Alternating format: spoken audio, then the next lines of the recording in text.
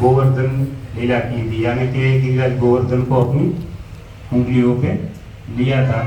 तो उसके बारे में हम सुनेंगे। तो उसमें एक राधा रानी की बहुत अच्छी लीला आ रही है कि राधा रानी का अभिषेक कैसे हुआ था पहली बार, उनकी जो सब गोप शक्तियों है उसके द्वारा। तो हम सब जानते हैं कि गोवर्धन लीला में हमने सभी ने सुना है कि भाई भगवान की उम्र 7 साल और 7 दिन की थी, तब तो भगवान ने गोवर्धन को अपनी दाहिने हाथ की उंगली से उठाया था। तो उस लीला के बारे में हम कुछ श्रवण करेंगे। और हम सब जानते हैं कि दीपावली के दूसरे दिन, यानी कि दूसरे दिन को हिंदी में क्या बोलते हैं, આપણે ગુજરાતીમાં આપણે એને પૈડવો કહીએ છીએ, પૈડવાના દિવસે। તો તે દિવસે ભગવાને ગિરિરાજ ગોવર્ધનને ધારણ કર્યા હતા।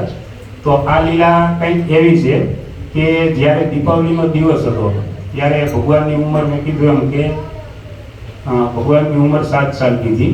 तो उस समय भगवान सुबह जब उठ के सभी जो गोप शक्ति था, सखा था, सबके साथ आए उसके अपने आंगन में, तो उसने देखा कि भाई यहाँ तो पुरजोर से सब तैयारी चल रही थी। तो तब तैयारी चल रही थी इंद्रदेव की पूजा की। इंद्रदेव की पूजा गोवर्धन लीला है उस दिन, जो जब भगवान ने गोवर्धन लीला की उस दिन इंद्रदेव की हर बार पूजा होती। तो सब तैयारी चल रही थी, कहीं और सब पकवान बन रहे थे, कोई फूल से हार माला बना रहा था, कोई यज्ञ कुंड बना रहा था, कोई दूसरी तीसरी ऐसा सब, कोई रंगोली बना रहा था। तो पूरी जोर से सब तैयारी चल रही थी।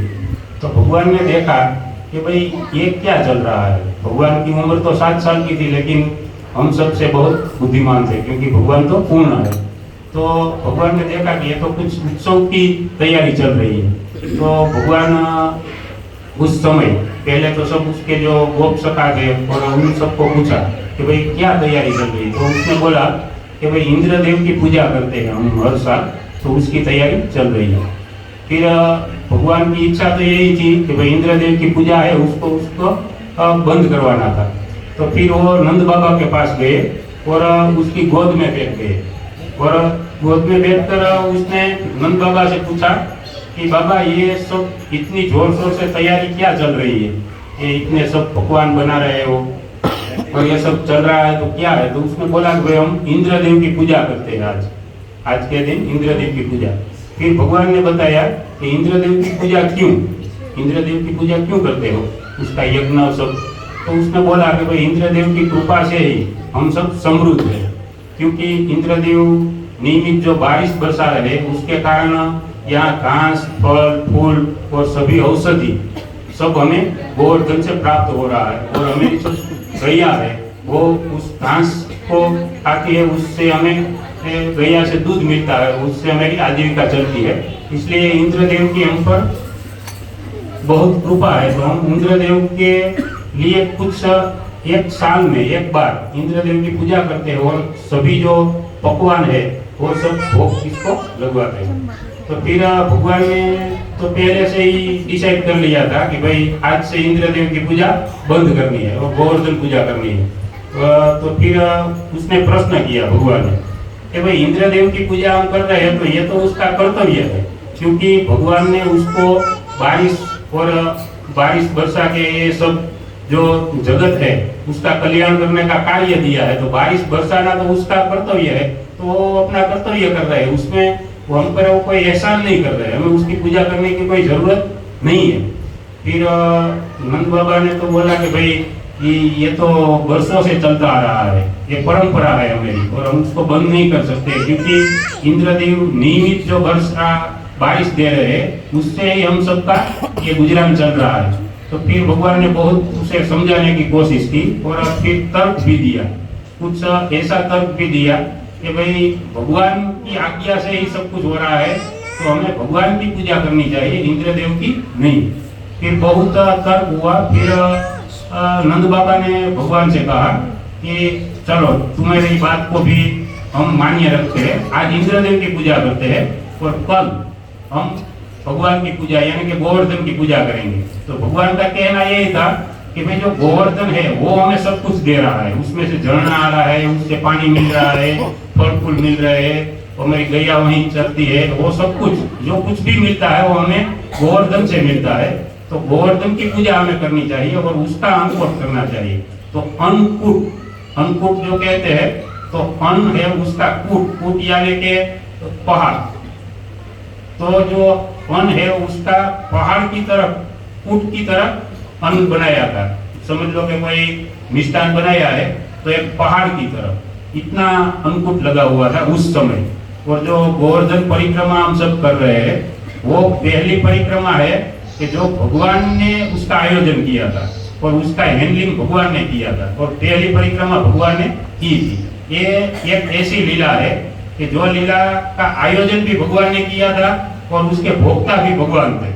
भगवान ही प्रकट हुए थे, उसने ये सब भोग ग्रहण किया और प्रसाद के रूप में दिया।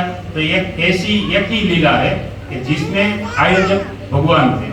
तो फिर भगवान ने कहा कि ऐसा नहीं भाई, इंद्रदेव की तो पूजा करनी ही नहीं है और ये दोबारा तो कुछ करना कठिन रहेगा, क्योंकि हमारे पास जो कुछ भी है वो हम इंद्रदेव को अर्पण करेंगे तो भगवान के लिए क्या बनाएंगे, मेरे पास कुछ धन नहीं बचेगा। तो फिर बहुत समझाने के बाद नंद बाबा ने भगवान से कहा कि कोई बात नहीं, हम इंद्रदेव की पूजा नहीं करेंगे और गोवर्धन पूजा करेंगे। फिर गोवर्धन पूजा करने का निर्णय हुआ। फिर गोवर्धन पूजा में आचार्यों ने लिखा है कि अन्नकूट यानी के अन्न और जो मिष्ठान बनाया गया था वो इतना बनाया गया था कि पहाड़ की तरफ जो ये गोवर्धन है वो उस समय हम जो पूरी परिक्रमा करते हैं, अभी छोटी परिक्रमा एक रहती है उसमें वो 11 किलोमीटर की, वो कहाँ से शुरू करते हैं, स्टार्टिंग में हम जब करते हैं 11 किलोमीटर की, गोवर्धन गांव में से निकल जाते हैं, वो दान घाटी से जो हम शुरू करते हैं और ऐसे परिक्रमा करके फिर दान घाटी पे आ जाते हैं, तो 11 किलोमीटर की परिक्रमा है। तो अभी गोवर्धन की जो साइज है वो 11 किलोमीटर हमें अपनी प्रत्यक्ष आंखों से दिखाई दे रही है कि भाई इतना ही गोवर्धन है। लेकिन उस समय जो गोवर्धन था वो कितना था, तो उसकी साइज जो हम पूरी परिक्रमा करते हैं कि राधा कुंड श्याम कुंड वाली पूरी 22 किलोमीटर वाली, उतना गोवर्धन था। तो उसके बारे में भी शास्त्रों में लिखा है कि भाई एक तल के दाने के बराबर हर दिन गोवर्धन है वो कम हो रहा है, तो अभी इतना गोवर्धन पर्वत बचा है। तो फिर उसने भगवान ने कहा तो सबने अपने घर में जो भी कुछ अनाज था कुछ भी वो सब ले आए। समझ लो कि तेल है, कुछ खाने के लिए कुछ चीज है, कोई भी वो सब कुछ ले आए और फिर सबने मिलकर अन्नकूट भगवान के लिए प्रसाद भोग लगाया। फिर भगवान के लिए भोग तो कंप्लीट हो गया और उसके बारे में बताते हैं कि इतना लगा हुआ था कि दो फुट यानी कि जो अन्न के पहाड़ थे उसके बीच में ये छोटी वाली उंगली रह सके उतनी भी जगह नहीं थी 22 किलोमीटर में। तो हम विचार कर सकते हैं वो कितना भोग होगा। फिर भोग लग गया। फिर भगवान सबके साथ थे, उसके जो मित्र थे नंद बाबा थे और जो गोप सके थे उसके साथ भगवान थे और बीच में गोवर्धन में भगवान की प्रागट्य हुआ और भगवान ने वहां से अपना बड़ा स्वरूप चतुर्भुज स्वरूप में वो सब प्रसाद है उसको ग्रहण किया। फिर सब बाल जो उसके सके थे वो सब कहने लगे कि भाई ये भगवान आकर तो सब कुछ खा गए और हमने घर से इतना सब किराना लेके आए थे कि सुबह जाकर एक रोटी बनाने की भी व्यवस्था किसी के घर में नहीं थी। पूरा वृंदावन में किसी के घर में कोई इतनी व्यवस्था नहीं थी कि सुबह जाकर कुछ एक रोटी बनाकर खा सके, नाश्ते के लिए भी व्यवस्था नहीं थी। सब कुछ भगवान को अर्पण कर दिया था उन लोगों ने। तो पूरा सोचने लगे कि हमेरा क्या होगा, हम कैसे ग्रहण करें, हमें प्रसाद भी नहीं मिला। फिर थोड़ी देर में भगवान ने सब जो था वो फिर प्रकट किया। पहली बार तो भगवान सब ले गए थे पूर्ण, फिर प्रकट किया और फिर भगवान ने कहा कि ये जो अन्नकूट का प्रसाद है वो कैसे तुम्हें वितरण करना है। तो उसके बारे में कहा कि पहले जो वृद्ध है उसको, जो बच्चे है उसको, ब्राह्मण है, गाय है और जो चंडाल भी है। अब चंडाल यानी कि जो कुत्ते का मांस खाते हैं ऐसे कि जिसको अपवित्र कहते हैं, उसको सबको ये प्रसाद बांटना है। फिर भगवान की इच्छा के अनुसार और भगवान की आज्ञा के अनुसार सबको प्रसाद बांटा गया। ये सब पूर्ण हुआ तो फिर इंद्रदेव तो रुट गए थे। इंद्रदेव तो ये सब सुन रहे थे भाई ये छोटा सा बच्चा है और उसकी बात में आकर नंद बाबा ने वर्षों से जो चली आई परंपरा है उसको नष्ट किया और मुझे न भोग लगाकर ये गोवर्धन पर्वत को भोग लगाया, तो वो तो बहुत रुठ गए थे। तो फिर उसने बारिश बरसाई, समुद्रक बादल कहते हैं उसको। समुद्रक बादल क्या है कि वो जो बादल है वो जब ये हम सब आप सबने कई बार सुना होगा कि भाई ब्रह्मा जी है उसका एक दिन पूर्ण होता है और आयुष्य पूर्ण होती है तब एक प्रलय आता है, और हर दिन पूर्ण होने के बाद एक प्रलय आता है। वो बात बहुत बड़ी है लेकिन हम सब ने सुनी हुई है कि ब्रह्मा जी का एक दिन पूर्ण होता है तो प्रलय आता है। वो उस प्रलय के समय ये बारिश है, समुद्रक बारिश, उसको बादल उसको बुलाते हैं, और वो समुद्रक बारिश इतनी बहती है कि सब कुछ है वो सब नष्ट हो जाता है। तो फिर इंद्रदेव ने समुद्रक बारिश को, बादल को बुलाया, तो वो मूर्तिमान स्वरूप में आए। यानी कि समझ लो कि गंगा जी है तो गंगा जी जब भगवान गंगा जी को बुलाते हैं तो गंगा मैया है वो मूर्तिमान स्वरूप में, यानी कि मूर्तिमान स्वरूप में उसके सामने आते हैं, बातचीत करते हैं। फिर प्रवाहित स्वरूप, तो दो स्वरूप रहता है सबका, गंगा जी है, यमुना महारानी है सबका। तो उसी तरह समुद्र बादल है वो इंद्रदेव के सामने आए क्योंकि इंद्रदेव उसके बॉस थे, सभी देवी देवता है उसमें लीडर थे। तो उसने बोला कि भाई ये जो गोवर्धन है और वृंदावन है उसमें इतनी बारिश करनी है कि जैसे प्रलय समय में तुम बरसते हो वैसा बरसना है और सबको नष्ट कर देना है। फिर समुद्र बादल ने कहा कि भाई अभी मेरा समय नहीं हुआ और मैं ये नहीं कर सकता क्योंकि भगवान की आज्ञा नहीं है। फिर उसने बहुत उसको पोस्ट किया कि अभी तो तुम्हारा बॉस तो मैं बोल रहा हूँ तो तुम्हें करना पड़ेगा। फिर समुद्र तक बारिश शुरू हुई वो बीच और जब तीज के दिन शुरू हुई तो फिर बारिश इतनी होने लगी कि सब बहने लगा। फिर सब गोप सखा और सब उसके पास भगवान के पास आए कि अब क्या करना है। फिर उन सबको मालूम था कि भाई भगवान ने इंद्रदेव की पूजा रोका कर जो भगवान गोवर्धन की पूजा करवाई है उसके कारण हमें ये परिणाम मिल रहा है। इंद्रदेव रुठ गए, फिर भी किसी ने भगवान को ऐसा नहीं कहा कि भाई आपने ये किया, हम आपकी बात में आ गए, अभी हम संकट में आ गए, फिर ऐसा कुछ नहीं कहा। फिर उसने कहा कि अब क्या करना है कन्हैया। तो फिर भगवान ने कहा कि आप सब मेरे साथ चलिए, मेरे साथ आइए। तो फिर इसमें से किसी ने ऐसा नहीं पूछा कि भाई कहाँ जाना है, कहाँ आप जाने को बोल रहे हो इतनी बारिश में। सबकी भगवान पे इतनी श्रद्धा थी तो सब भगवान के पीछे चलने लगे। फिर थोड़ा बहुत चले तो उसके जो बाल सखा है वो तो भगवान, वैसे समझो तो वृंदावन में कोई उसको भगवान नहीं समझते थे। भगवान को उसको ये ऐसा नहीं था कि भगवान है, इन सबको तो ये मित्र लग रहा था, पुत्र लग रहा था और नंद बाबा का कन्हैया लग रहा था बस। उसके अलावा उसके मन में ये नहीं था कि तो भगवान है, ये अनंत कोटि ब्रह्मांड के मालिक है। वो भाव तो उन लोगों का था ही नहीं, उसको ये मालूम ही नहीं था।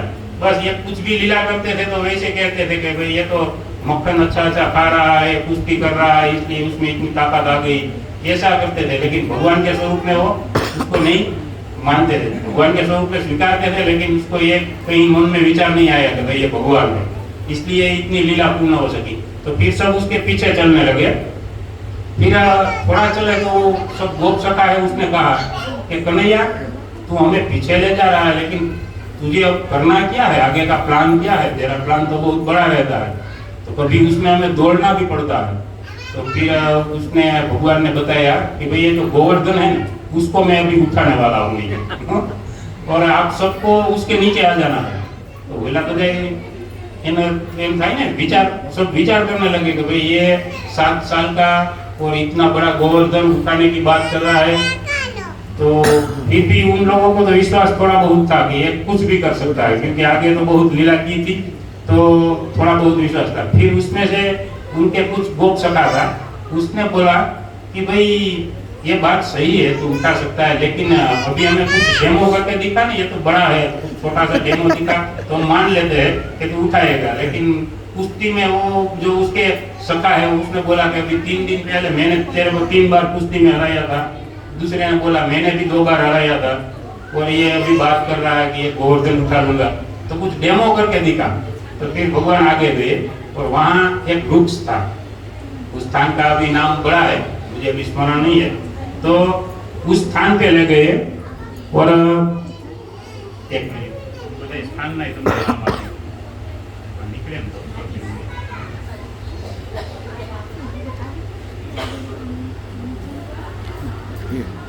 उस समय वहाँ वो भगवान के साथ सब चलने लगे। तो उस स्थान पे गए जिसका नाम है पेठा गांव। तो हम जब गोवर्धन परिक्रमा करेंगे, ये मैंने गांव और ये सब इसलिए हमने अभी इसमें से निकाला है कि यात्रा में हम जाए तो हम सबको मालूम रहे कि कुछ स्थल अगर बीच में आए तो हम ले सकते हैं। तो वहाँ एक पेठा गांव, वहाँ पेठा कदम कदम नु वृक्ष और बहुत बड़ा वृक्ष है पेठा कदम। तो फिर भगवान ने उस कदम के वृक्ष को ऐसे एक हाथ से ऐसे बहुत बड़ा था ऐसे उठाकर उसको ऐसे करके फिर जो उसको ऐसे राउंड लगाया, जैसे हम वो शर्ट को जो पानी वाला होता है तो क्या करते हैं उसको इसी तरह रख कर उसको फेंक दिया। फिर सब बाल सखा को ऐसा लगा कि ना ये तो ताकतवर है, शायद उठा सकता है। फिर पेठा कदम जो गांव है उसके बाजू में एक गार्डन है, छोटा सा बगीचा है। तो उसमें उसका नाम है प्रविष्ट वन है पेठा गांव के बाजू में। तो उस प्रविष्ट वन में जाकर फिर उसमें एक गुफा, उसके अंदर से भगवान गोवर्धन के नीचे चले गए। गोवर्धन को नीचे से उठाना था तो उसको जाने की जगह तो उसमें गए प्रविष्ट वन में। और प्रविष्ट वन में जाकर वो गुफा में जाकर भगवान ने ऐसे दाहिने हाथ के ये जो छोटी वाली उंगली है उससे गोवर्धन को उठा लिया। और फिर उसने सभी को बोला कि जितनी गैया है, जो कुछ भी पशु है, जितने भी वृंदावन वासी हो, सब गोवर्धन के नीचे आ जाओ। तो फिर सब गोवर्धन के नीचे आने लगे। तो गोवर्धन जो था 22 किलोमीटर वाला, तो उससे तो बड़े ये सब विस्तार थे, गोकुल वाले और वृंदावन वाले। और गाया भी गई भी इतनी थी, कारण के गाय के बारे में बोलते हैं कि भगवान का जब प्रागट्य हुआ उस दिन नंद बाबा ने 2 लाख गाय का दान किया था। और उसके बारे में हमारे शास्त्रों में आचार्य बताते हैं कि अगर एक गाय का हमें ब्राह्मण को दान करना है तो हम कैसे कर सकते हैं। तो उसके बारे में बताया कि जब हम 10 गाय की सेवा कर रहे हैं, वो नियमित 10 गाय की, तो ये व्यक्ति है वो एक गाय का दान कर सकते हैं। 10 गाय जो नियमित सेवा कर रहा है वो ब्राह्मण को 1 गाय का दान कर सकता है। उसका ये नियम था उस समय भगवान का प्रागट्य हुआ तब 2 लाख गाय नंद बाबा ने सभी को गिफ्ट में दी थी। तो हम हिसाब लगा सकते हैं कि भगवान के पास कितनी गाय होगी, तो सबको समावेश करना था। तो फिर उस गोवर्धन लीला में लिखा है कि गोवर्धन को तो उठाया लेकिन गोवर्धन भी छोटा पड़ने लगा, क्योंकि सब आने लगे तो सबके लिए जगह नहीं थी। फिर गोवर्धन को भगवान ने कहा कि आप अपना विस्तार कीजिए। फिर उस समय जब भगवान ने गोवर्धन उठाया तो वो बहुत बड़ा हुआ था, बहुत बड़ी साइज होगी। फिर सब नीचे आ गई और वो संवत्सर बादल है, वो तो बारिश शुरू ही थी बहुत। तो फिर उसमें क्या हुआ कि जो गोवर्धन से भगवान ने उठाया तो नीचे से साइड में से ऊपर जो बारिश हो रही थी वो साइड में से अंदर आएगी। तो भगवान ने सोचा कि भाई अंदर वाली बारिश आएगी तो अंदर सबको बहुत आनंद नहीं आएगा। तो भगवान को तो क्या था, गोवर्धन लीला सबसे श्रेष्ठ लीला है। उसका कारण क्या है वो भी मैं आगे समझाता हूँ। तो वो श्रेष्ठ कारण है, उसको पूर्ण करने के लिए भगवान ने कहा कि बारिश जो थोड़ी बहुत भी अंदर, वो हम गुजराती को बोलिए कि वाछट આવે ને, વાછટ એ વાછટ ના આવવી જોઈએ। એટલે ભગવાનને ત્યારે સુદર્શન ચક્રને આહવાન કર્યું। સુદર્શન चक्र वहां आया और उसको बोला कि आपकी एक सेवा है। तो वो बहुत खुश हो गए कि भाई ये लीला में मुझे भी भगवान ने कुछ सेवा दी। फिर उसने कहा कि मुझे क्या करना है। फिर सुदर्शन चक्र को भगवान ने बोला कि एकदम गति से आपको पूरे गोवर्धन में राउंड लगाना है, एकदम स्पीड से। और अपनी जो अग्नि है उससे जो एक बारिश जो आ रही है उसको बाष्पीभवन करना है, यानी कि यहाँ कुछ ऐसा दिखाई देना न दिखाई दे कि भाई बारिश हो रही है। फिर वैसे सुदर्शन चक्र ने अपना कार्य शुरू किया। फिर गोवर्धन लीला के बारे में भगवान ने जो वहाँ आनंद लिया उसके बारे में आचार्य लिखते हैं कि वो एक ऐसी लीला थी कि प्रकट रूप में भगवान ने प्रत्यक्ष रूप में सभी तरह के जो उसके भक्त है उसका आनंद लिया था। वैसी लीला और कोई भी नहीं हुई है, इसलिए गोवर्धन लीला को श्रेष्ठ बताया गया है। क्योंकि सभी प्रकार के, यानी कि वात्सल्य भाव वाले थे, माधुर्य भाव वाले भक्त थे, 5 प्रकार के भगवान के भक्त रहते हैं। तो शांत रस है, वात्सल्य रस है, माधुर्य। तो उसी प्रकार के जो सभी रस वाले भक्त थे वो सब अपनी लीलाएं कर रहे थे और भगवान उस लीला को आनंद ले रहे थे।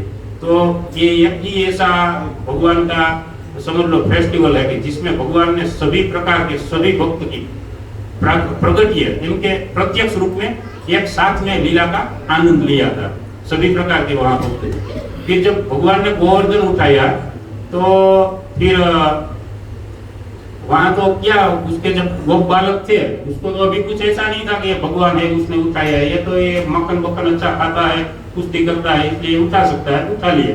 फिर वो जब उसके गोप बाल थे वो बीच में बात कर रहे थे कि भाई हम सब कुश्ती उसके साथ करते हैं, दोनों दिन में 3-4 बार उसको हरा देते हैं और फिर इसको हमने मजबूत किया है और इतना कौशल्य जो दिया है उसको, वो नंद बाबा को बोल रहे थे हमने दिया है, इसलिए देखा कान्हा ने ऐसे गोवर्धन को उठा लिया है, ये सब कुछ कर रहा है उसके पीछे हमें हाथ है, ऐसे वो बोल रहा था।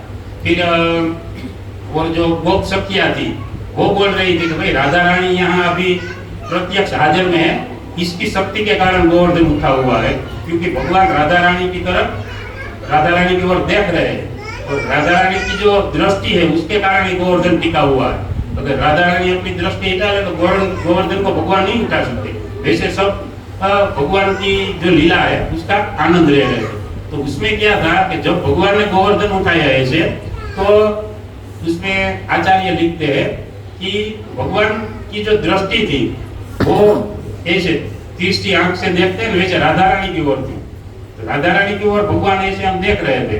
फिर उसमें क्या हुआ कि बलदेव जी की दृष्टि उस पर पड़ी, तो वो तो बड़ा भैया है तो उसको तो कुछ उसकी मर्यादा रखनी पड़ती है। तो फिर जब उसकी दृष्टि उसके ऊपर पड़ी तो भगवान ने ऐसे आंख नीचे कर ली, और जब आंख नीचे की तो हम सब जानते हैं कि श्रीनाथ जी का जो स्वरूप है वो स्वरूप का वहाँ दर्शन होता है, क्योंकि श्रीनाथ जी हम सब यहाँ नाथ द्वारा कौन गए हैं, श्रीनाथ जी नहीं गए तो हमने सबने भगवान का जो पिक्चर है फोटा है वो देखा है, उसमें भगवान की आंखें नीचे थी, तो उस समय वो श्रीनाथ जी का स्वरूप का वहाँ दर्शन होता है। तो उसी तरह सब अपने बारे में भगवान की जो शक्ति है उसको बता रहे थे कि भाई इसको एक कौशल्य मिला है उसका कारण मैं ही हूँ। और दूसरी जो गोपियां है वो सब कहती थी कि भाई हम भगवान के लिए मिश्री डालकर बहुत अच्छा मक्खन बनाते थे और ऐसी इच्छा रखते थे कि कन्हैया आए और हमारा मक्खन खाए, तो जो चोरी करके हमारा जो मक्खन खाया है उसका पावर है, इसलिए गोवर्धन अभी तक टिका हुआ है, वरना कब का गिर जाता। तो वैसे बहुत सी लीला वहां हुई। फिर इंद्रदेव ने देखा कि भाई ये तो ऐसे गोवर्धन उठा लिया तो ये तो कोई सामान्य गोप बालक नहीं है, ये तो अनंत कोटि ब्रह्मांड के मालिक है, उसको सब मालूम हो गया कि भाई ये तो भगवान है। तो फिर इंद्रदेव ने सोचा कि उसका चरण के बराबर चरण में गिरना है, तो उसके तो भगवान के पास जाना है, माफी मांगनी है, लेकिन हिम्मत नहीं हो रही थी कि कैसे जाऊं, क्योंकि बहुत बड़ा अपराध किया है मैंने भगवान का। फिर हिम्मत करके इंद्रदेव आए, अपना जो हाथी है उस पर बैठकर, और फिर ऐरावत हाथी, तो उस पर बैठकर आए। तो ऐरावत में आए, पहले आकाश में से भगवान को देख रहे, फिर नीचे ऐरावत में बैठकर आए। वो भगवान का इस तरफ मुख है तो सामने ऐरावत में बैठकर इंद्रदेव आते हैं, तो भगवान बात करते करते उस ओर मुख कर लेते हैं, फिर इधर आते हैं तो उस ओर। तो इंद्रदेव ने पूरा राउंड लगाया, फिर भगवान ने एक बार भी उसका मुख नहीं देखा, भगवान ने उसकी ओर देखा ही नहीं। फिर इंद्रदेव समझ गए कि भगवान हमसे बहुत रूठ गए हैं, अब मेरी ओर दिखने वाले नहीं है। फिर उसने सोचा कि क्या करूं, फिर वो अपने गुरु बृहस्पति के पास गए और वहां जाकर कहा कि भाई मुझसे बड़ा अपराध हुआ है और भगवान अब मुझे माफ करने वाले नहीं है, भगवान बहुत क्रोधित हो गए, मेरे सामने भी नहीं देख रहे। तो फिर उसने कहा कि भाई इसमें मैं कुछ नहीं कर सकता, क्योंकि तुमने अपराध बहुत बड़ा किया और उस बीच में मैं आ भी नहीं सकता। फिर उसने गुरुदेव का चरण में गिर गए और बहुत प्रार्थना की कि कुछ ना कुछ उपाय बताइए कि भाई हम भगवान से कैसे माफी मांगे। तो फिर उसने कहा कि एक उपाय है, भगवान माफ कर सकते हैं, पर उसका जो कोई भक्त उसके चरण में आप चले और उस भक्त से रिक्वेस्ट करो कि वो आपके साथ में आए और वो बोले कि भगवान इसको माफ कर दो, उससे बहुत बड़ी गलती हो गई। अगर भक्त बीच में आएंगे और भगवान को बोलेंगे तो भगवान तुम्हें माफ कर सकता है, उसके अलावा कोई उपाय नहीं है। फिर उसने उनके गुरुदेव को बोला कि आप तो भाई मैं भी नहीं आ सकता, मेरे कहने पर भी माफ नहीं कर सकते। फिर उसने सोचा कि अब क्या करूं, क्योंकि वृंदावन वासी के पास जाए तो उसके मन में ऐसा विचार था कि वो तो सब ऐसे ही बोलेंगे कि भाई इतना बड़ा अपराध किया है, हम सबको इतना हैरान किया है, परेशान किया है 7 दिन तक ऐसे, और हम आपको कैसे माफी दिला सकते हैं। तो फिर उसने ऐसा सोचा था। फिर वहां से वो गए और सुरभि गाय के पास गए, सुरभि के पास गए और उसको बताया कि भाई ऐसे मुझसे गलती हो गई। तो फिर सुरभि ने उसका सुना और उसने उसको, हम सब अगर होते इस जगह तो आचार्य कहते हैं भाई इतना हैरान किया है, मेरे वंश को नष्ट करने की कोशिश की है, हम तेरी मदद नहीं करेंगे। लेकिन वहाँ बताते हैं कि भाई भक्त का स्वभाव कैसा होता है कि उसको कोई भी अपराध करना नहीं चाहिए, किसी को माफ करने की उसकी भावना होती है। फिर सुरभि गाय ने उसको बोला कि कोई बात नहीं, मैं आपके साथ चलूंगी और मैं भगवान से प्रार्थना करूंगी कि आपको माफ कर दूं। फिर सुरभि गाय वहाँ आती है और भगवान से प्रार्थना करती है और भगवान फिर उसको माफ करते हैं। और फिर जो जहाँ सुरभि ने भगवान से प्रार्थना की और इंद्रदेव को माफी दिलवाई, उसको सुरभि कुंड कहते हैं। वो गोवर्धन लीला में ही है, गोवर्धन परिक्रमा में आएगी। तो फिर वहाँ सुरभि कुंड में भगवान ने उसको माफ किया। फिर इतनी देर हुई और ये सब हुआ, तो उससे पहले तो जो सभी इंद्रदेव के सभी गण यानी कि अन्य सभी देवी देवता जो देवता है वो सब देख रहे थे कि भाई इंद्रदेव को भगवान कुछ माफ कर दे तो फिर हम सब जाएंगे, उसके अलावा तो वो कुछ भगवान के आजू बाजू में आने भी नहीं चाहते थे। फिर जैसे भगवान ने इंद्रदेव को माफ किया तो सब आ गए और सब देवी देवता आ गए और भगवान को प्रणाम किया, भगवान को प्रार्थना की। उसमें ब्रह्मा जी भी आए। फिर ब्रह्मा जी ने इंद्रदेव से कहा कि भाई भगवान ने आपको माफ कर दिया है, भगवान की इतनी बड़ी लीला हुई है, तो अब हम ऐसा करते हैं, हम भगवान का अभिषेक करते हैं। तो अभिषेक करने का फिर वहाँ डिसाइड हुआ कि भाई अभिषेक करते हैं। फिर इंद्रदेव ने सभी देवी देवता जो देवता है उसको कहा कि अपने अपने लोक में से जो श्रेष्ठ चीज है वो सब लेकर आइए। तो समझ लो कि वायुदेव है वो अपने लोक में गए और वायुदेव के लोक में जो श्रेष्ठ चीज थी वो लेकर आए। वहाँ छत था, उसका छत्र जो छतरी थी ना वो उसकी श्रेष्ठ थी वायुदेव की, वो लेकर आए। फिर अन्य जो सभी देवता था वो अपने अपने लोक में से अन्य अन्य चीज लेकर आए। वरुण देव है वो सिंहासन लेके आए, वरुण देव के लोक में श्रेष्ठ ब्रह्मांड का श्रेष्ठ सिंहासन उसके लोक में है, वो सिंहासन लेकर आए और इस सिंहासन में भगवान को विराजमान किया और सभी ने भगवान का अभिषेक किया और सभी लोग से भगवान के लिए सब उसकी जो श्रेष्ठ वानगियाँ थी, श्रेष्ठ जो कुछ भी था वो भगवान को भोग लगाने के लिए सब बना कर आए और फिर भगवान को भोग लगाया और वहाँ भगवान का अभिषेक हुआ। उसको गोविंद कुंड कहते हैं। तो गोविंद कुंड है कि जिसमें अभी भी आचार्य सब कहते हैं कि अभी भी अगर कोई व्यक्ति ने कोई अपराध किया है, कोई उससे बहुत बड़ी भूल हुई है, तो वो गोविंद कुंड में जाकर वो क्षमा याचना करता है तो वो अपराध से मुक्त हो जाता है। ऐसा गोविंद कुंड के बारे में आचार्य ने लिखा है गोवर्धन लीला में।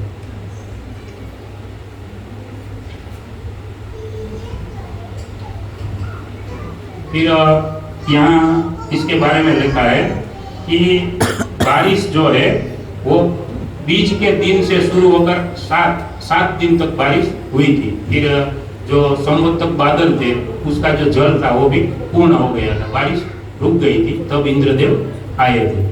और फिर ये ऐसे सभी देवी देवता है सबने ऐसे भगवान का अभिषेक किया, भगवान को प्रणाम किया, भगवान की प्रार्थना की।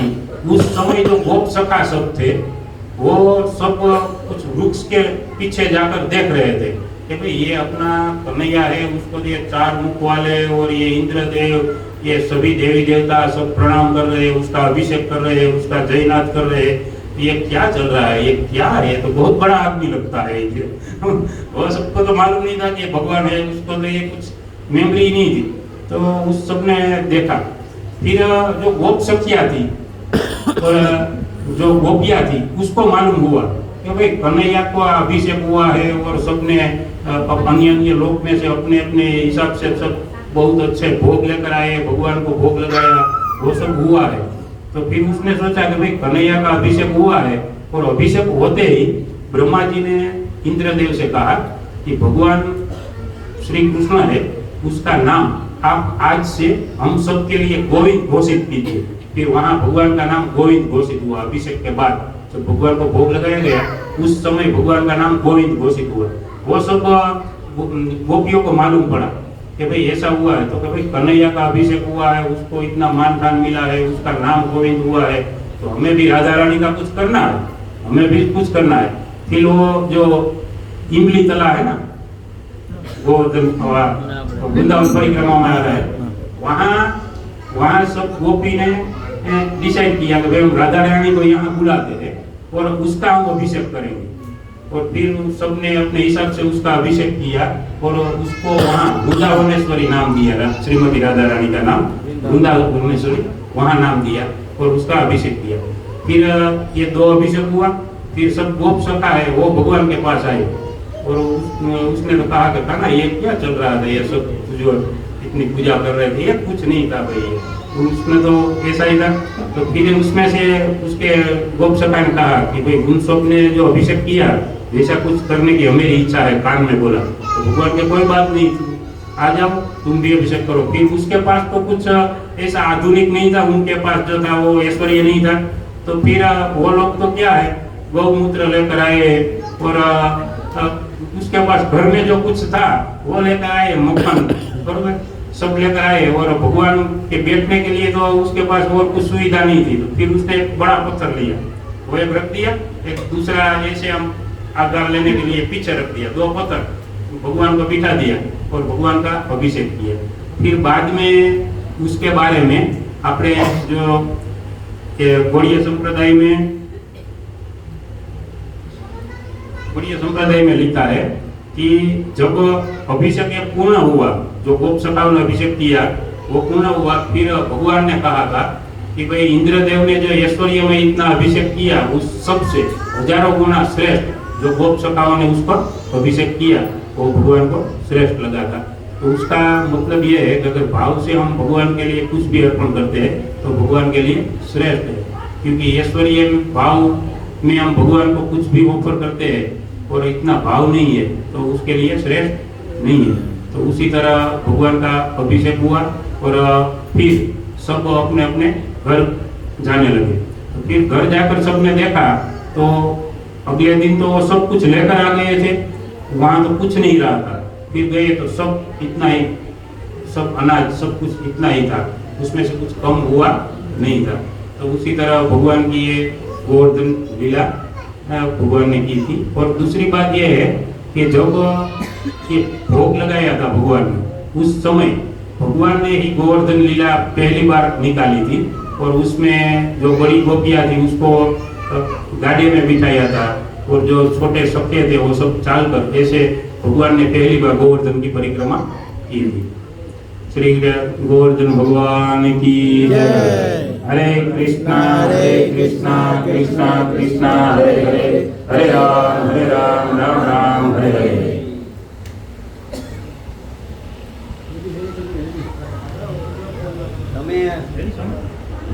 તમે સ્વામીજી હાઈ ક્લાસ